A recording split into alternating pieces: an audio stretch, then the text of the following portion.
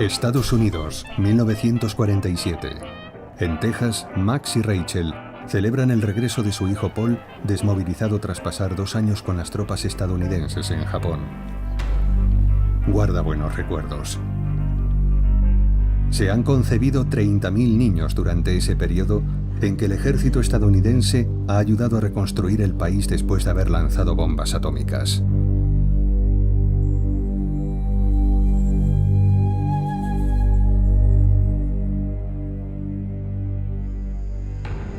En Nagasaki se han borrado las ruinas del desastre nuclear. La hierba ha vuelto a crecer, pero el mundo ya no es el mismo. Unos científicos inventan un reloj imaginario, el reloj del apocalipsis, que indica el nivel de peligro de guerra nuclear. Si sus agujas señalan la medianoche, será el fin del mundo.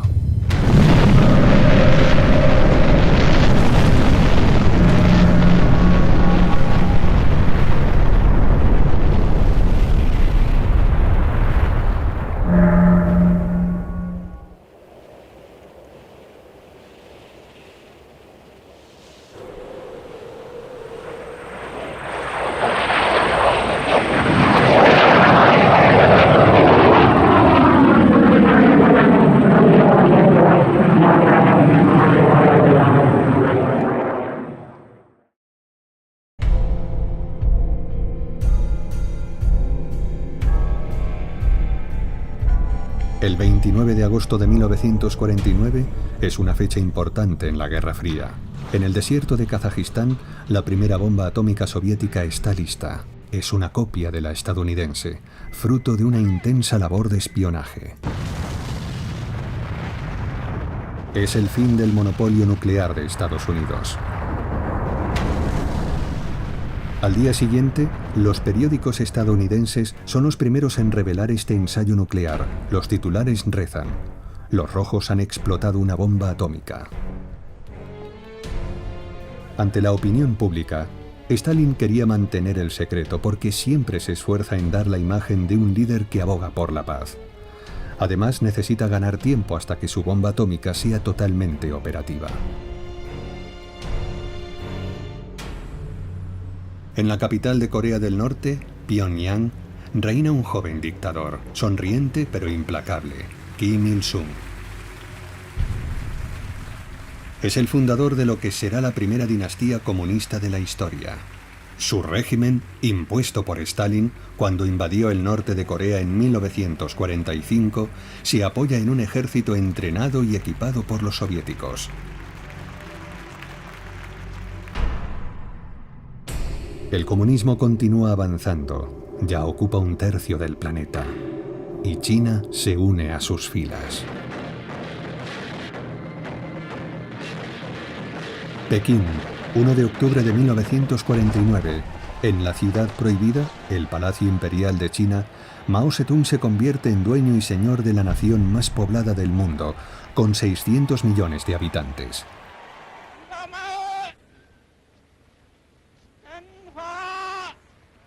Mao proclama la República Popular de China, un régimen totalitario que en un periodo de 30 años será responsable de más de 50 millones de muertes debido a la reforma agraria y a la hambruna, las revueltas campesinas, la represión y los gulags, los campos de concentración. Desde los años 20, Mao había librado una guerra civil brutal. Al principio, cuando solo era un marxista perseguido, ya soñaba con ser el nuevo Lenin. Su crueldad supera a la de Stalin. La violencia es la clave de su poder. Impone a sus hombres lo que él llama el pacto de sangre. Todos deben participar en la destrucción física de los enemigos de clase y todos deben mancharse las manos de sangre. Dijo: "Los cadáveres tienen su utilidad. Sirven para fertilizar la tierra".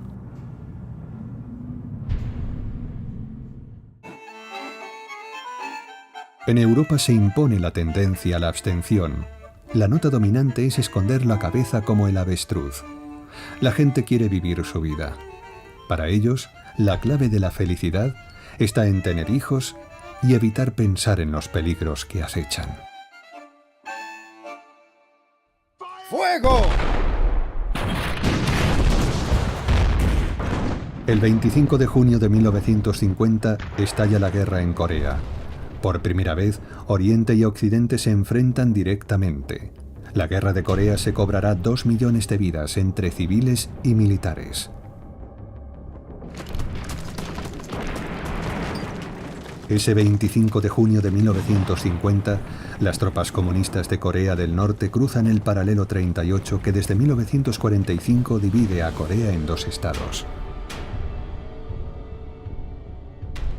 En el norte, la conquista soviética dio lugar a la creación de la República Popular de Corea, gobernada de facto por el general Zhukov, el mismo que había ocupado el país en 1945. Zhukov ha instalado en el poder a un comunista coreano formado en la URSS, el dócil Kim Il-sung, de 38 años, que militariza el país instaurando un servicio militar obligatorio de 6 años. El país está listo para la guerra. 6 meses antes, en febrero de 1950, Mao Zedong, el nuevo gobernante de China, ha regresado a Moscú para concluir una alianza con la URSS. Una de las cláusulas de este pacto chino-soviético especifica que debe resistir a Estados Unidos y prestar ayuda a Corea. Stalin garantiza apoyo aéreo a Mao.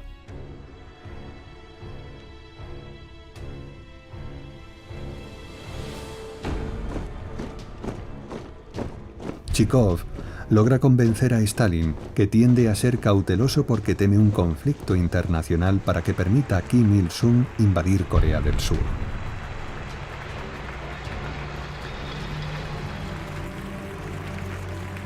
Su aliado, el jefe del Partido Comunista Chino, Mao Zedong, ha dado el visto bueno.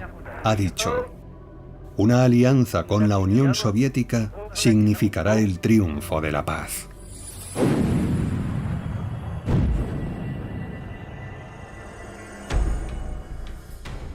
Corea del Sur está gobernada de forma autoritaria por Syngman Rhee, el antiguo líder de la oposición a los japoneses que colonizaron Corea durante muchos años. Los estadounidenses le apoyan, pero no le dan medios para defenderse. Ese mismo día, el 25 de junio de 1950, en Seúl, Corea del Sur, se hace un comunicado de prensa oficial anunciando que se ha declarado la guerra. Lee Yong-ho, un habitante de Seúl, recuerda: todo el mundo está sumido en un terrible estado de shock. Muchos han empezado a recoger sus pertenencias, pero pocos saben a dónde ir. Algunos se van inmediatamente, asustados por el rumor de que los rojos planean matar a todo el mundo. El ejército surcoreano moviliza a sus soldados para defender Seúl. Cuenta con la mitad de efectivos que los coreanos del norte. Están peor armados y carecen de vehículos blindados. El comandante Paik Sun-juk y su unidad están a cargo de la defensa de Seúl y escribe: nuestros soldados nunca han visto un tanque. En cuanto oyen la palabra tanque, caen en estado de shock.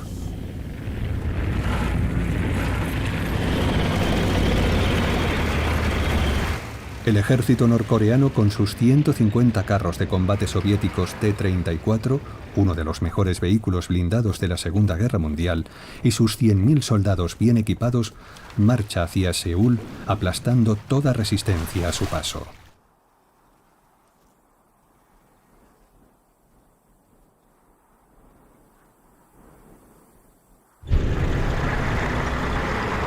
El 28 de junio de 1950, en la mañana del tercer día del asalto, los norcoreanos entran en Seúl. Se apresuran a entrar en los edificios administrativos para apoderarse de todos los documentos confidenciales de Estados Unidos. Los camarógrafos soviéticos que los acompañan escenifican el descubrimiento de este mapa, que revela un supuesto ataque al norte planeado por el sur, lo cual permite a los comunistas declarar a los habitantes de Seúl que aún quedan y que son inmediatamente movilizados, que la toma de su ciudad es una acción preventiva ante la amenaza surcoreana.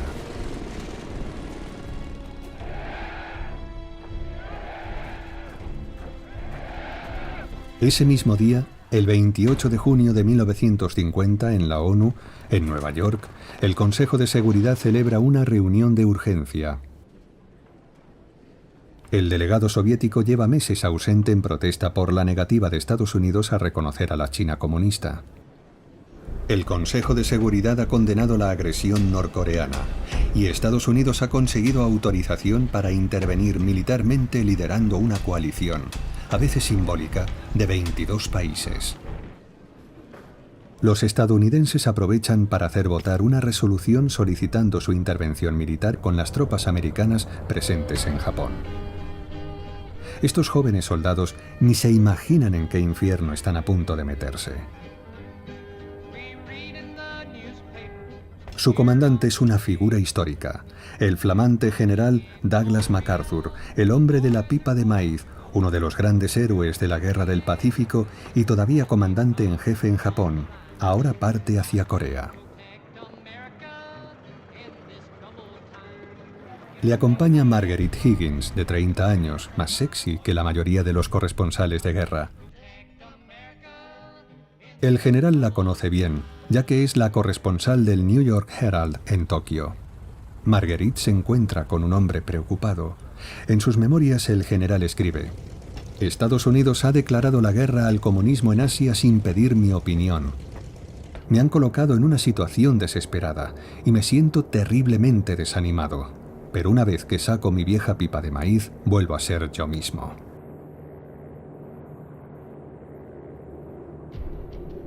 MacArthur y sus exiguas fuerzas llegan a Corea a principios de julio de 1950 para bloquear el paso a los norcoreanos.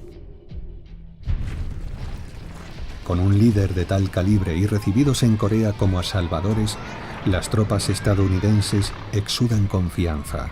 El cabo Kelly del 34 Regimiento de Infantería relata: Lo único que tenemos que hacer es pasar la escoba y volver a casa.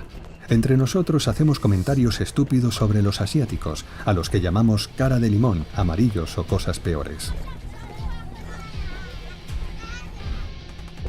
Sin embargo, estos jóvenes estadounidenses no disponen de medios para combatir. Sus escasos tanques están en mal estado y apenas cuentan con munición para sus cañones.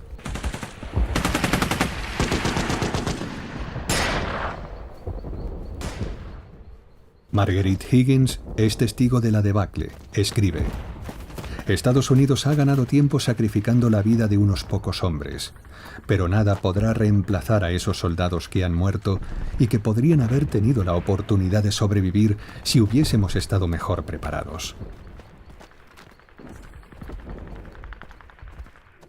Las tropas estadounidenses y surcoreanas retroceden hacia el sur, hasta Pusan, el último puerto disponible.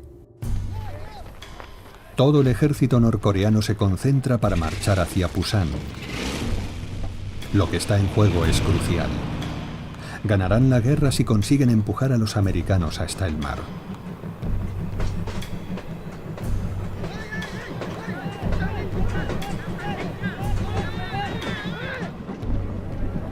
Los estadounidenses y los surcoreanos, acosados por un enemigo que los supera ampliamente en número y en armamento, organizan un perímetro de defensa.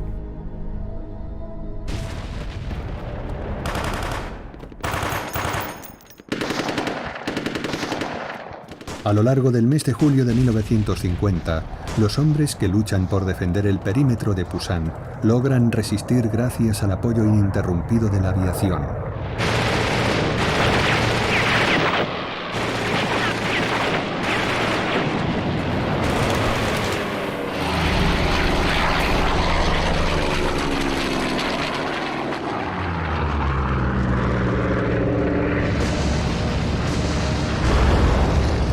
Los B-29, las superfortalezas de la Fuerza Aérea de Estados Unidos, tienen permiso para atacar más allá del paralelo 38 a las fábricas de armamento de Corea del Norte.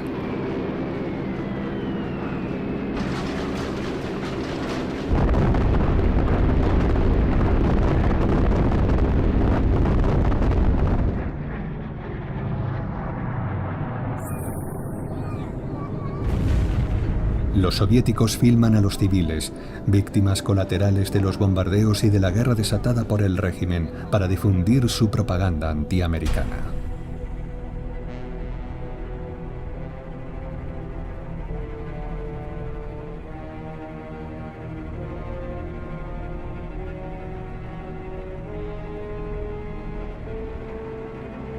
Las fábricas de armas no sufren daños, porque la mayoría de ellas están bajo tierra. Trabajando con turnos interminables, bajo los retratos de Stalin y de Kim Il-sung, estas pobres mujeres fabrican millones de municiones hasta llegar a desmayarse de agotamiento.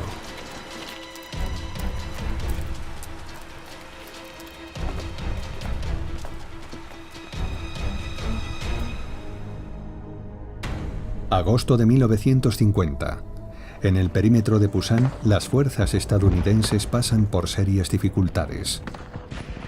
Han sufrido muchas bajas. Casi 4.000 hombres han muerto y 2.000 han sido hechos prisioneros, como muestra esta grabación soviética. El 14 de agosto, en la colina 303, capturan a 45 soldados estadounidenses del 5º Regimiento Acorazado y los ejecutan a quemarropa en un barranco.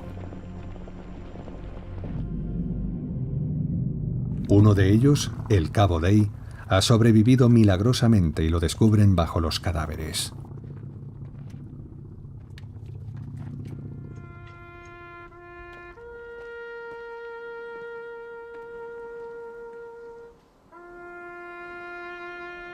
Estados Unidos llama a 90.000 reservistas. 5 años después de haber sido desmovilizados al final de la Segunda Guerra Mundial, estos estadounidenses, que ya han formado familias, no están muy contentos de volver a ponerse el uniforme para ir de nuevo a la guerra. Su cantante favorito es Harry Coates, un rebelde que muere a los 29 años.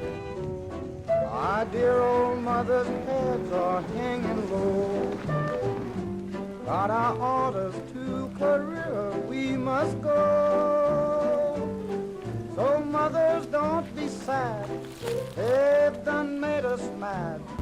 Career, career, career, here we come.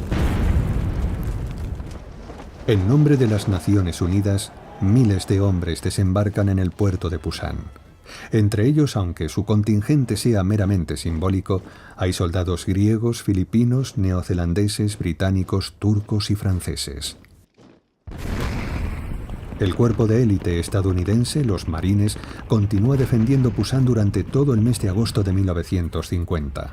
La aviación de los Marines, el escuadrón de las Ovejas Negras del Pacífico, ha vuelto al servicio. Lanzan bidones de gasolina gelificada, el napalm, que lo carboniza todo en 100 metros cuadrados.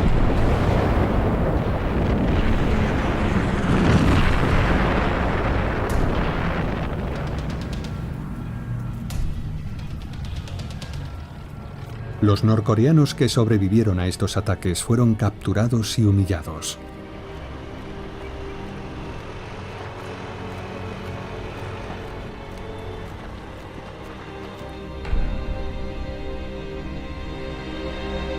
Pero la presión sigue siendo enorme.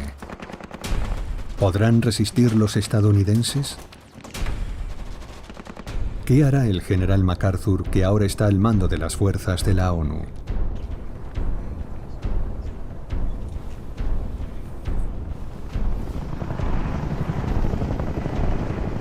El presidente de Corea del Sur, Syngman Rhee, exhorta a los defensores de Pusan. Les dice: cavaremos grandes trincheras y las llenaremos de comunistas antes de cubrirlas.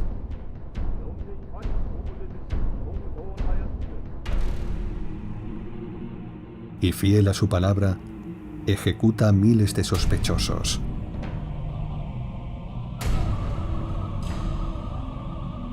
El odio engendra odio. Y alimenta la determinación de Kim Il-sung y sobre todo la del general soviético Chikov para continuar la guerra. Nada puede detener la ola de protestas mundiales orquestadas por Stalin para denunciar el ataque estadounidense contra Corea.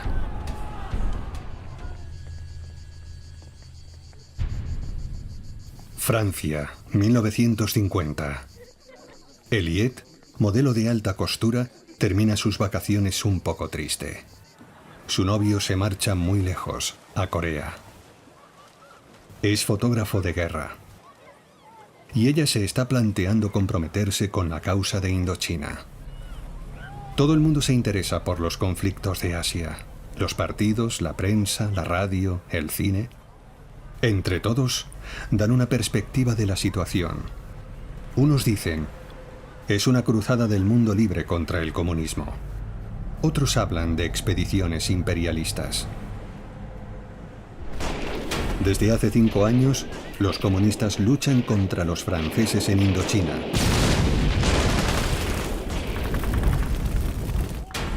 En 2 meses, entre las fuerzas de la ONU en Corea, ha habido 24.000 muertos, heridos y prisioneros, y no han podido impedir que la Corea del Norte comunista invada Corea del Sur.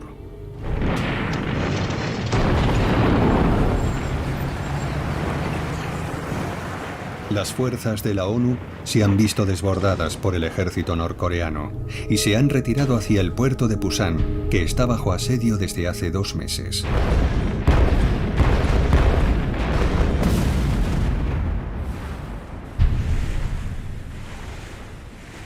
A principios de septiembre de 1950, el comandante en jefe de la coalición, el general estadounidense Douglas MacArthur, embarca en un acorazado con los colores de la ONU. El plan de MacArthur es desembarcar en la retaguardia de los norcoreanos, en Incheon, el puerto de Seúl. 15 de septiembre de 1950. La coalición aliada se aproxima a Incheon con 230 buques de guerra, en su mayoría estadounidenses. El general MacArthur ha autorizado la presencia de un grupo de periodistas internacionales. Entre ellos se encuentra Henri de Turenne, que escribe: sobre el fondo rosa del alba, la marina estadounidense avanza para vengar la humillación infligida a los soldados de infantería. Los barcos se deslizan como piezas de un tablero de ajedrez.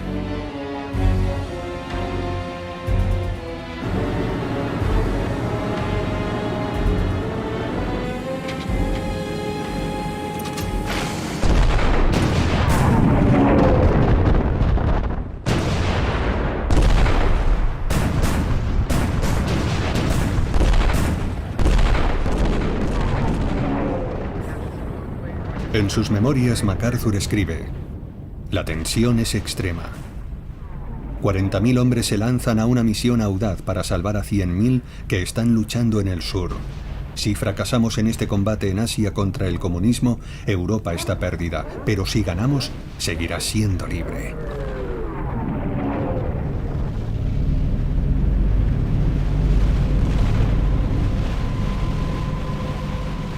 Un joven estadounidense del cuerpo de élite de los marines confiesa a Henri de Turenne: es como entrar en la jaula de los leones. Debido a la marea solo tenemos 1 hora para desembarcar. Una vez en tierra no podremos regresar porque el agua se retirará detrás de nosotros. Estaremos solos hasta el amanecer frente a las ametralladoras enemigas.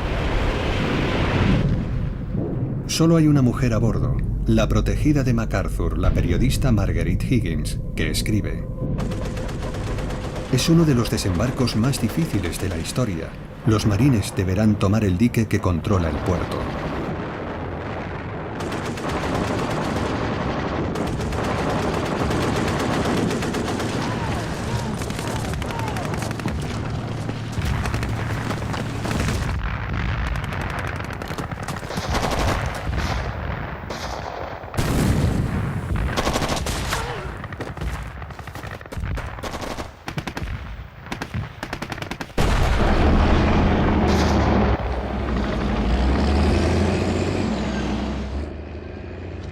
Henri de Turenne cuenta que en media hora los marines destruyen el dique y su coronel coloca la bandera estadounidense.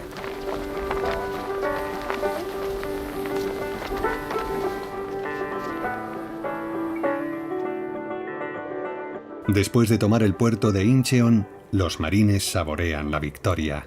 Las cámaras muestran el resultado.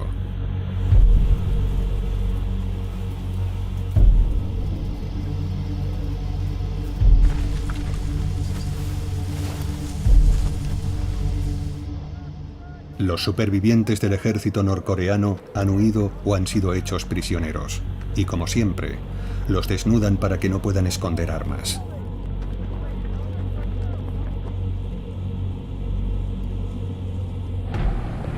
El triunfo es de MacArthur, siempre acompañado de un grupo de periodistas.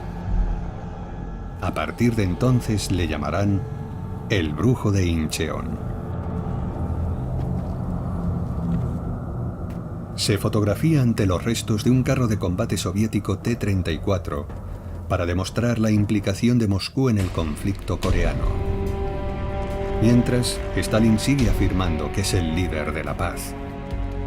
Manda organizar a los partidos comunistas europeos grandes manifestaciones con eslóganes como Corea para los coreanos. Abajo la agresión estadounidense en Corea. Apartad vuestras manos de Corea. En la URSS, Stalin hace firmar peticiones para mostrar que todos sus pueblos, hasta los deportados en los Gulag, están en contra de esta guerra. Siempre portando pancartas que rezan «Apartad vuestras manos de Corea» o «Por la paz, contra la guerra». De su lado, el líder de Corea del Norte, Kim Il-sung, sorprendido por el desembarco estadounidense en Incheon, que actúa al más puro estilo stalinista. ¡Abajo el imperialismo estadounidense! ¡Hurra! ¡Hurra! ¡Hurra!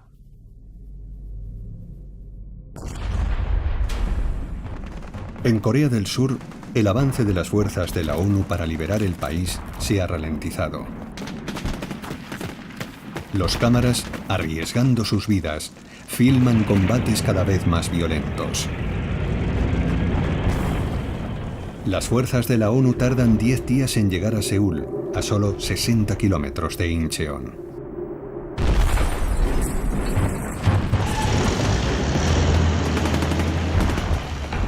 Seúl, la capital de Corea del Sur, ocupada y reocupada, queda devastada por los combates.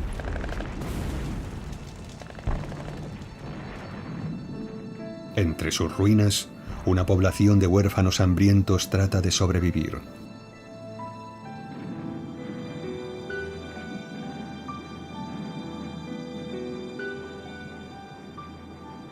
Los estadounidenses descubren un número aterrador de fosas comunes. Una comisión de investigación revela que los norcoreanos, al batirse en retirada, han asesinado a 30.000 prisioneros surcoreanos y a 2.000 estadounidenses. El soldado Herman Nelson, del 17º Batallón de Artillería, escribe: «Encontramos prisioneros enterrados, con las manos atadas a la espalda. Al ver aquello, un sentimiento de horror y de náusea como nunca había sentido en mi vida se apoderó de mí».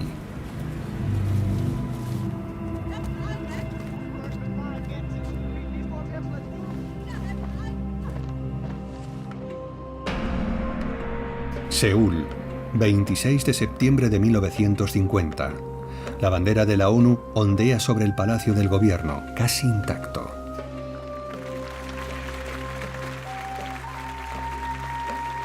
MacArthur restituye en el poder al presidente de Corea del Sur, Syngman Rhee, que le dice: «Le queremos, general MacArthur, le amamos como nuestro salvador». Para Syngman Rhee, la paz significa que su país quedará partido en dos. Quiere cruzar el paralelo 38 que desde 1945 separa las dos Coreas. Quiere avanzar, incluso sin autorización de la ONU, hasta el Yalu, el gran río, que sirve de frontera natural con China.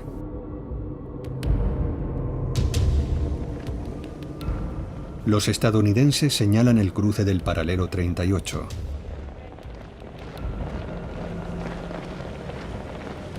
La reunificación del país por la fuerza de las armas está en marcha, y eso preocupa a los aliados de la coalición que temen una expansión del conflicto. En Seúl, asociaciones de jóvenes surcoreanos se manifiestan con eslóganes como «Dadnos armas para exterminar a los comunistas», «Los rojos están huyendo, cacémoslos».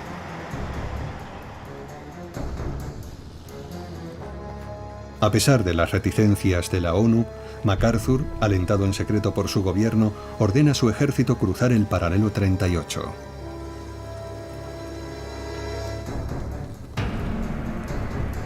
El 1 de octubre de 1950, los estadounidenses se adentran en Corea del Norte. El mensaje es claro.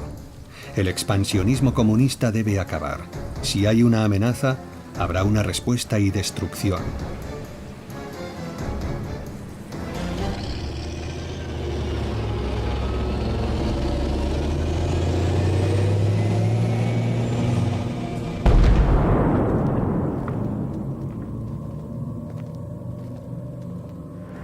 Mientras los estadounidenses se adentran en Corea del Norte, el periodista Henri de Turenne se pregunta: ¿dónde están los norcoreanos?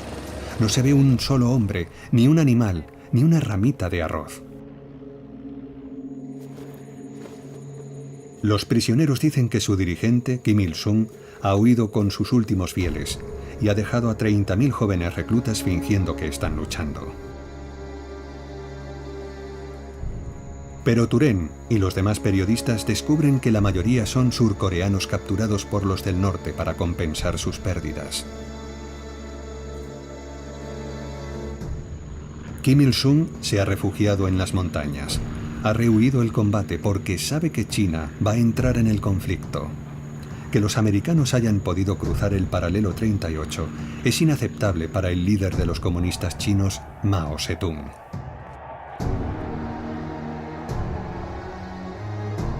Mao dice: si los Estados Unidos imperialistas ganan la guerra, nos amenazarán.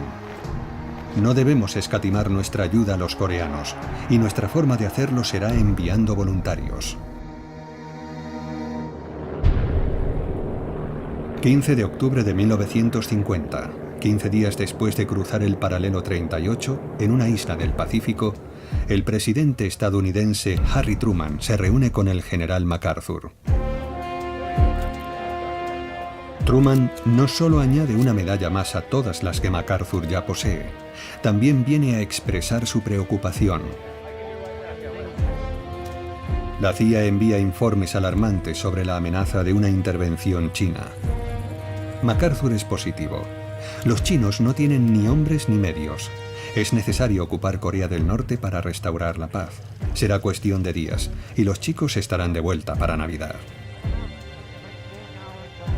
Tranquilizado, Truman vuelve a Estados Unidos. De hecho, su principal preocupación es Europa. Teme que se produzca un escenario similar al de Corea, que la RDA, la Alemania Oriental Comunista, invada Alemania Occidental, la RFA, la República Federal, que debe ser rearmada urgentemente. Otros jóvenes europeos se comprometen en la lucha contra el comunismo. Elliot trabaja como modelo en la casa Lambert. Su novio se ha marchado como reportero de guerra con el famoso batallón francés de Corea. Él le escribe: van a luchar para liberar un país que no conocen, como los soldados estadounidenses que vinieron a Francia en las 2 guerras mundiales. Ella le contesta: ya no soporto más el mundo de la alta costura, tan insustancial, tan superficial. Y Elliot se alista como enfermera para ir a Indochina. En Corea, estos prisioneros estadounidenses han conseguido escapar después de sobrevivir a otro infierno, una marcha de la muerte impuesta por los norcoreanos. En Pyongyang han filmado el desfile de una de las columnas de prisioneros estadounidenses. Entre ellos hay un periodista francés, Maurice Sandlot, capturado en Seúl, que cuenta: se llevaron a los prisioneros. Había decenas de heridos y enfermos que, acosados por los guardias, avanzaban a duras penas. Y el jefe, a quien llamábamos el Tigre, ejecutaba a los rezagados. Las tropas de la ONU que persiguen a los norcoreanos toman Pyongyang, la capital de Corea del Norte, el 19 de octubre de 1950.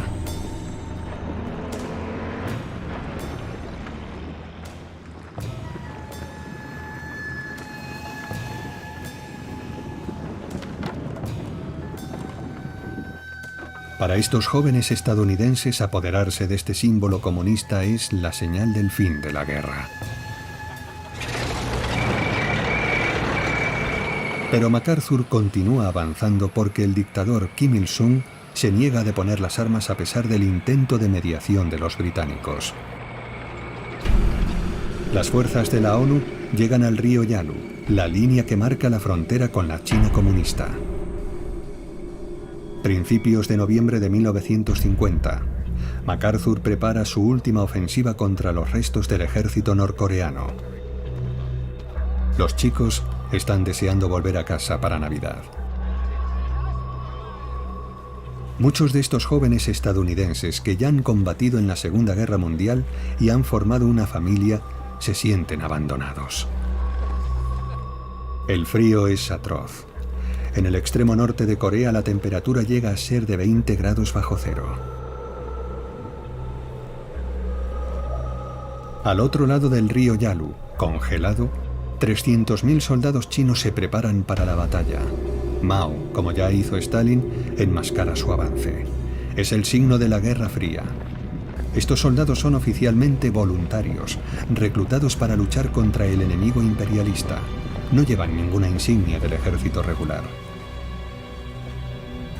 Tampoco su líder, el general Peng Duai, ni sus oficiales, entre los cuales se encuentra el primogénito de Mao Zedong, el teniente Mao Anjin, de 28 años.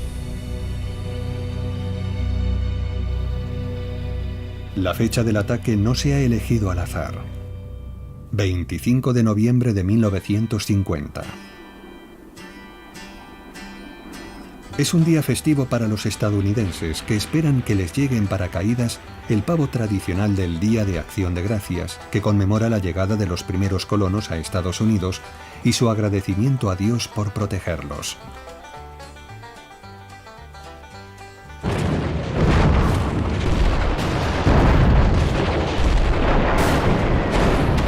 ...25 de noviembre de 1950...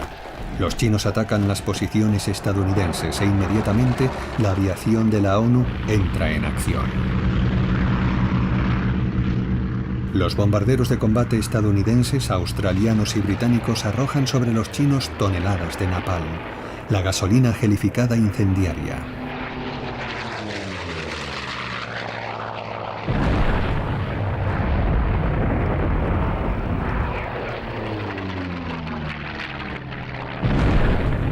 El hijo de Mao muere durante uno de los bombardeos. Mao, desconsolado por la muerte de Anjin, hará pagar un alto precio al general Peng Duai por no haber sabido proteger a su hijo predilecto. Nada frena el avance del ejército de Mao y esa cantidad ingente de soldados enviados al sacrificio.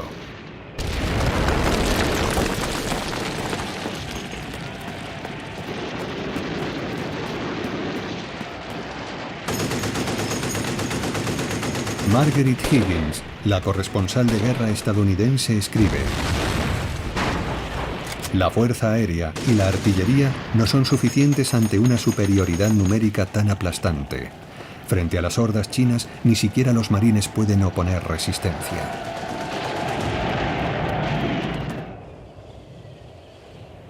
Es la primera gran derrota de este cuerpo de élite estadounidense.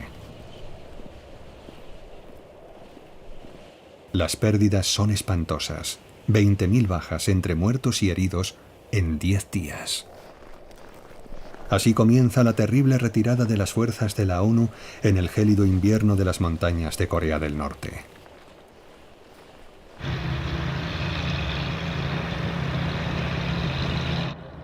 Un joven intérprete de origen norcoreano, Jung Si Kim, relata el calvario de sus amigos estadounidenses. No están preparados para nuestro invierno.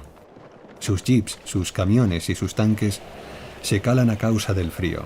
Las piezas de artillería y los rifles se congelan y se atascan.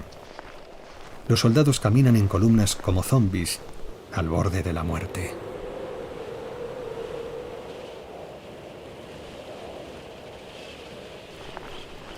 No se escuchan himnos de marcha, ni ruidos.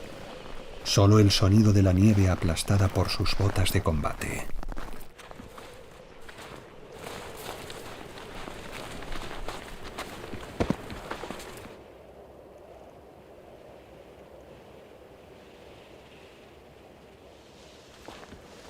La prensa interroga al presidente de Estados Unidos. Truman declara: tomaremos todas las medidas necesarias para revertir la situación.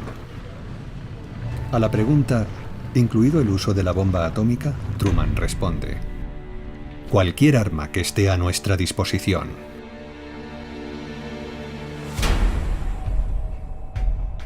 El reloj del apocalipsis, ante la sola mención de un posible uso de la bomba atómica, indica el aumento del temor a una guerra nuclear. ¿Pero de verdad tiene Truman la intención de lanzar la bomba atómica a los chinos que están a punto de expulsar a los estadounidenses de Corea? El gobierno está dividido. El ministro de Asuntos Exteriores, Dean Acheson, pese a estar a favor, informa de la presión británica. Los aliados quieren que la bomba siga siendo un elemento disuasorio. En Corea, sin la bomba atómica, MacArthur no puede hacer otra cosa que batirse en retirada.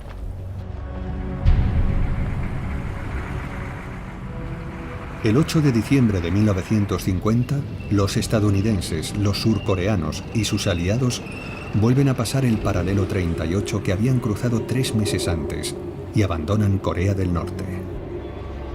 La población norcoreana fue presa del pánico ante el regreso del régimen de Kim Il-sung, y 1 millón de civiles logra huir a Corea del Sur, donde su destino ni siquiera está claro.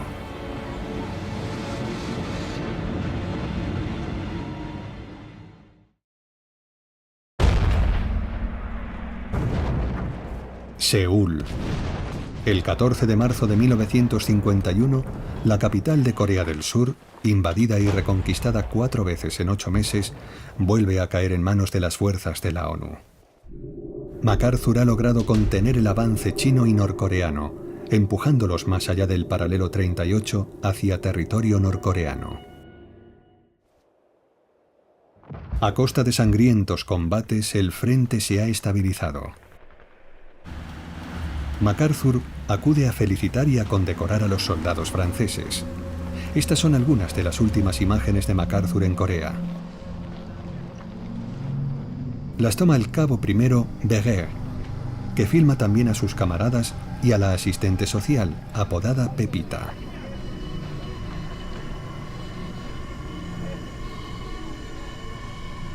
Uno de ellos escribe: los voluntarios del batallón francés de Corea, soldados perdidos lejos de su patria, se han ganado la admiración de los demás contingentes por su coraje. Cruzados del anticomunismo o simplemente guerreros, mueren en el barro y el frío como nuestro médico, el comandante Jean-Louis, fallecido por un disparo cuando iba a curar a soldados surcoreanos. Es el testimonio olvidado de una lucha cada vez más salvaje y cruel. Para conquistar o defender rocas y picos, 1/4 parte del batallón francés pierde la vida en combates cuerpo a cuerpo con bayoneta. MacArthur brinda con los franceses, como manda la tradición. No ve más salida que el uso de armas nucleares. Y solicita a su Estado Mayor 34 bombas atómicas. En secreto le entregan algunas, pero sin su carga nuclear.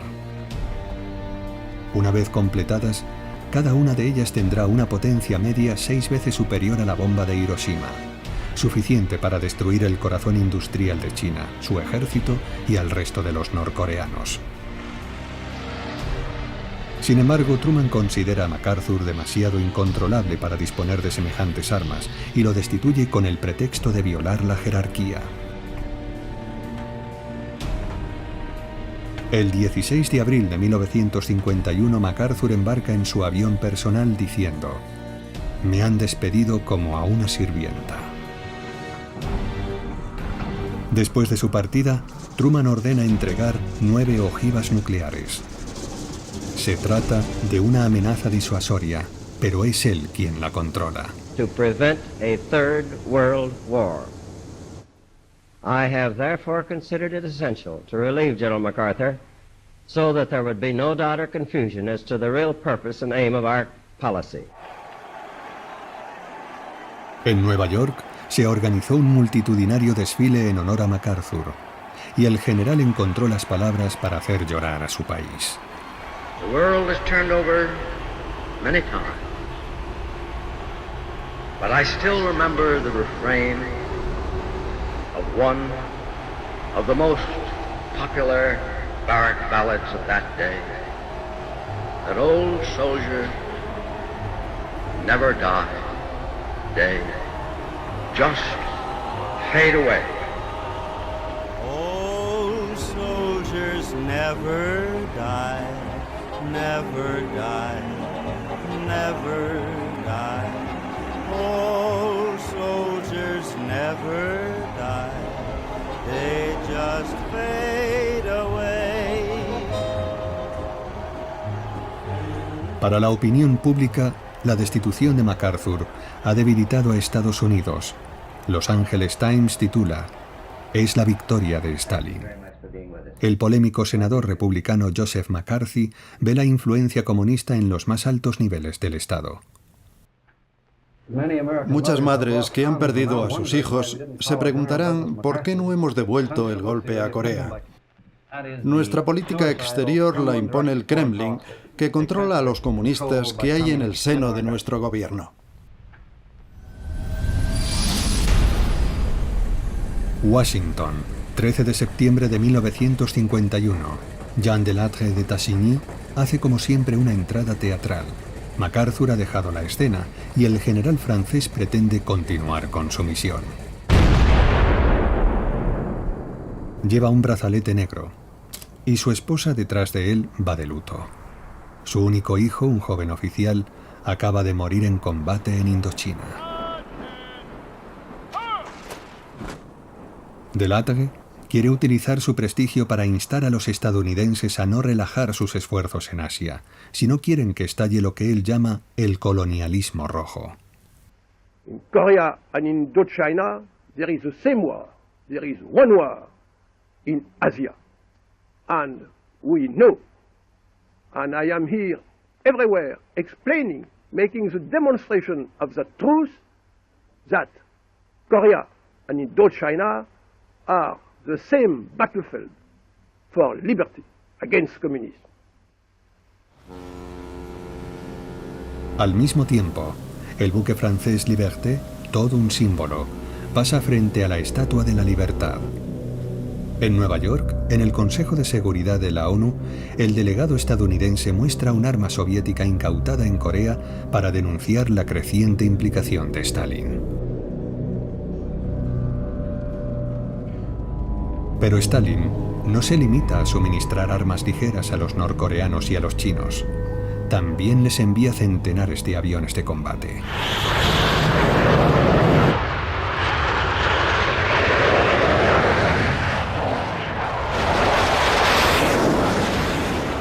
Entre ellos, el más reciente de la industria soviética, el caza Mikoyan Gurevich, modelo 15, abreviado como el MiG-15.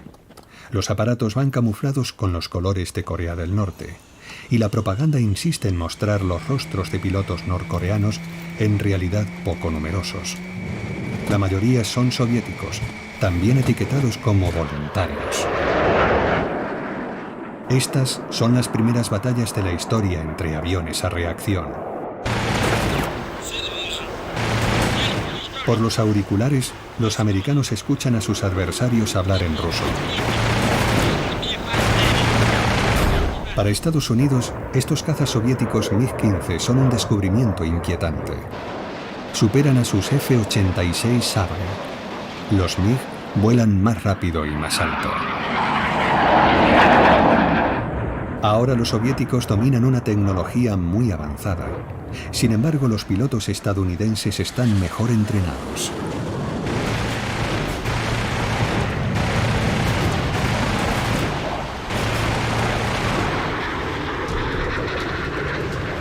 Uno de los escasos pilotos norcoreanos deserta y logra aterrizar con su MiG-15 en una base americana de Corea del Sur.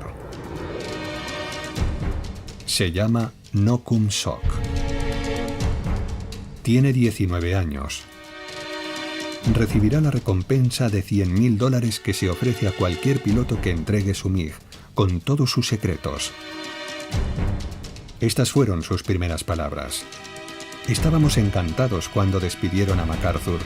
Teníamos mucho miedo. Desde la partida de MacArthur, el frente se ha estabilizado. Comienza una guerra de trincheras.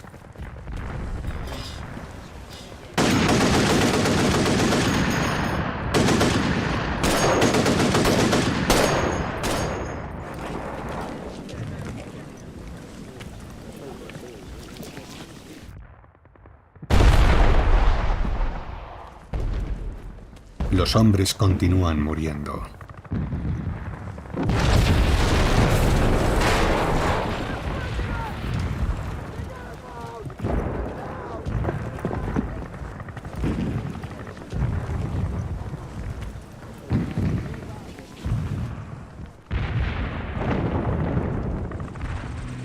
Y los heridos siguen llegando a las unidades de emergencia denominadas MASH, iniciales de Mobile Army Surgical Hospital, que más tarde protagonizarán una película, MASH, y 250 episodios de una serie cómica que tendrá gran audiencia en Estados Unidos durante 11 temporadas.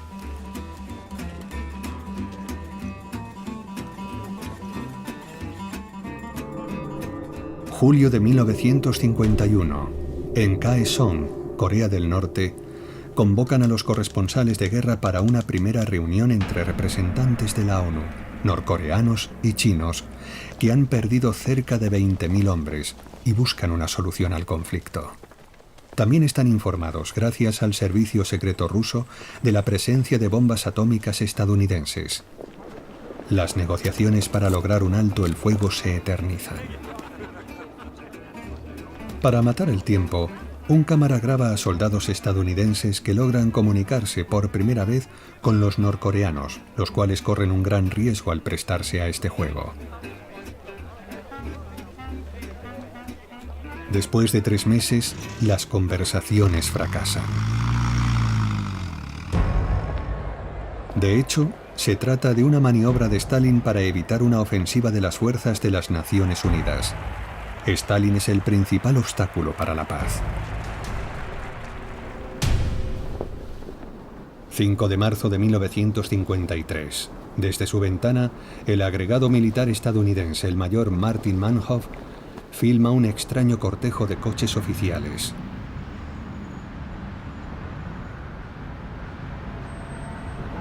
A las 6 de la mañana, Radio Moscú interrumpe su emisión y Yuri Levitan, la voz del poder, da una noticia de suma importancia. Дорогие товарищи и друзья, Центральный комитет Коммунистической партии Советского Союза, Совет министров СССР с чувством великой скорби извещают партию и всех трудящихся Советского Союза, что после тяжелой болезни скончался Иосиф Виссарионович Сталин.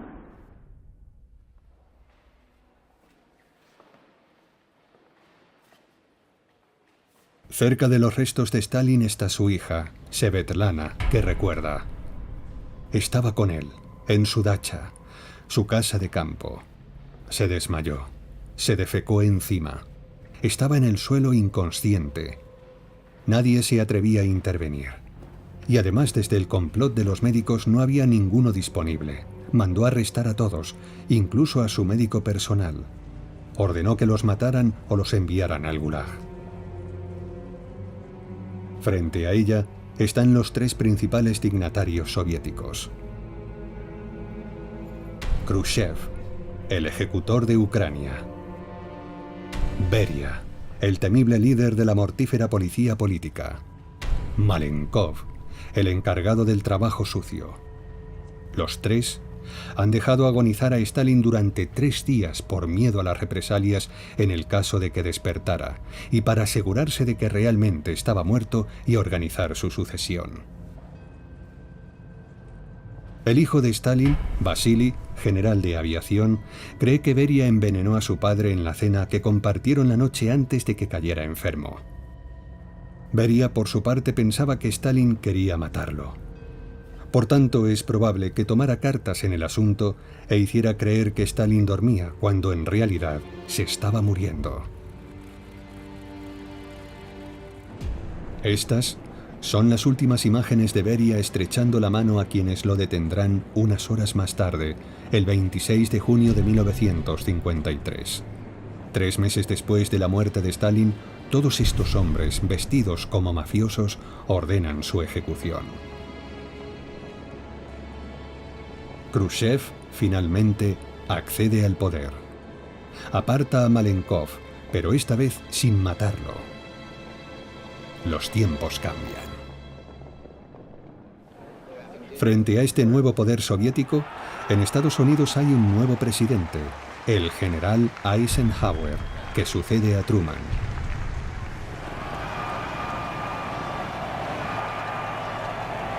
Eisenhower, héroe de la Segunda Guerra Mundial, ha sido elegido para poner fin a la Guerra de Corea.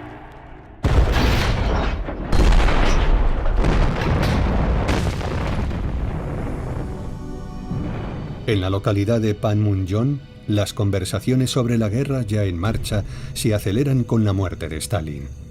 Y el 27 de julio de 1953 se firma el armisticio en completo silencio. Los delegados no se dirigen ni una sola palabra. Después de 3 años de combates inexplicables, ni siquiera se miran unos a otros y abandonan el lugar sin saludarse. Llevan las 3 copias del armisticio al cuartel general del líder de Corea del Norte, Kim Il-sung, que viste el uniforme de mariscal.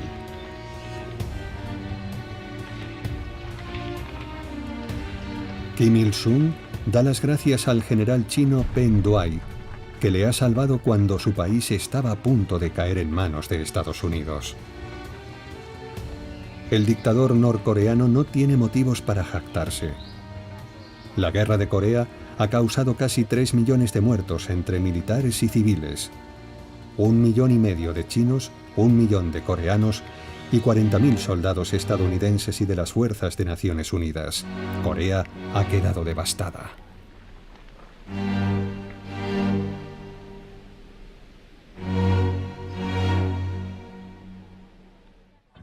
La línea del frente se establece en una zona desmilitarizada de 250 kilómetros de largo y 4 kilómetros de ancho. Al quedar totalmente prohibida la presencia humana, con el tiempo se convertirá en una reserva de flora y fauna.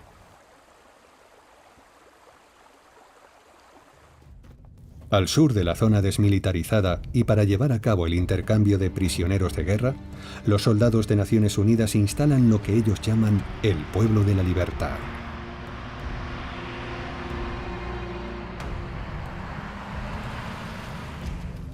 Los prisioneros surcoreanos han sido afortunados.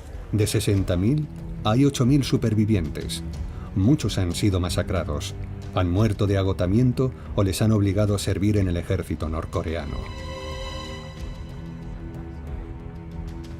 En cuanto a los 7.000 prisioneros estadounidenses, cerca de la mitad han desaparecido y 23 se han negado a regresar a su país por motivos ideológicos.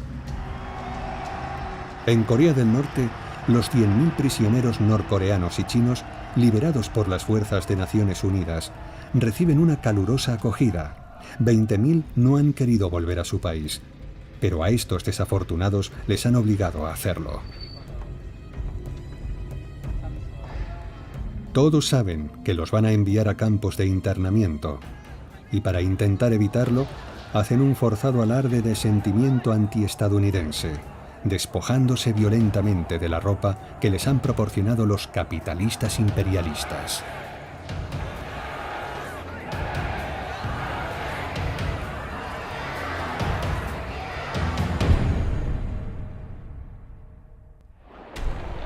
Kim Il-sung preside el desfile de la victoria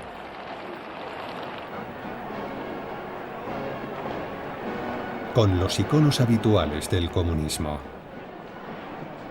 Stalin, como es obvio, pero también Ho Chi Minh, que lucha contra Francia en Indochina desde hace 7 años.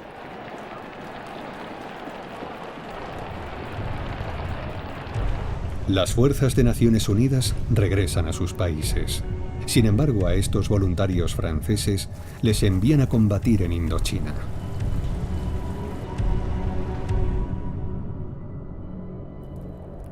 Después del armisticio, tampoco abandonan Corea todos los soldados estadounidenses. Los que se quedan para proteger el sur están desmoralizados, pero reciben una buena noticia del alto mando. El 16 de febrero de 1954, Marilyn Monroe les hará una visita de 3 días. No se lo pueden ni creer.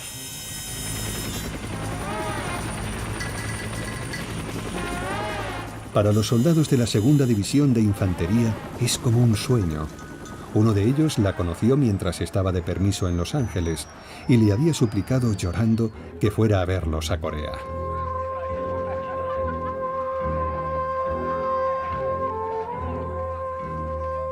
Marilyn acababa de casarse con el ídolo del deporte estadounidense Joe DiMaggio, pero ya está aburrida. El ejército ha solicitado su presencia en Corea con el fin de levantar la moral de los soldados. Extraña luna de miel. Su matrimonio no dura mucho y se divorcian unos meses después. Tiene 27 años y es la primera vez que canta y baila ante el público. ¿Y qué público? Los soldados se sienten profundamente conmovidos por la belleza de la estrella más rutilante de Hollywood.